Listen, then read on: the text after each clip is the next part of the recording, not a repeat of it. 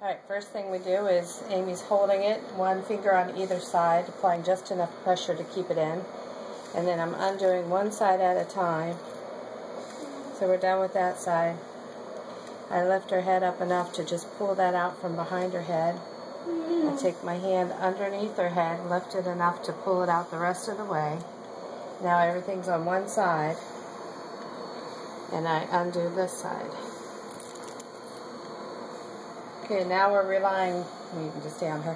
We're relying totally on Amy at this point to hold her trach in place because the trach tie is not there, so that's a very important job. In the meantime, I'm going to wipe the back of her neck. I also massage it just a little bit. I'm putting just a little bit of pressure on the back of her occiput just to be able to get back in there. And do the other side, I have to put my hand under her head and lift it and bring my other hand to the other side and clean her neck that side. Alright, now to put it back on, I take the short end. Can you see that? So we took part of this off, so we cut part of it off so it's not as long. So the short side with the elastic is going on her left side. So you thread that through.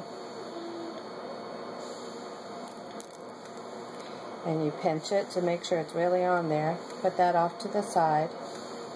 And then I'm going to do the same thing about lifting her head to put this piece underneath. It just keeps the elastic from cutting into her neck and also just absorbs any sweat or moisture.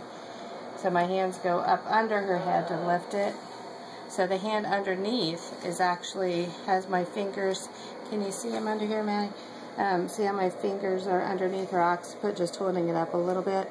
Then I use my other hand to set my sponge there. And actually, that's not the order I do it in, so sorry about that. First, I put this side on, so I'm just going to leave that laying there. So this side, even though you can't see it, is the same as the other. You're just threading it through the plastic notch. It's okay. Taylor's coughing because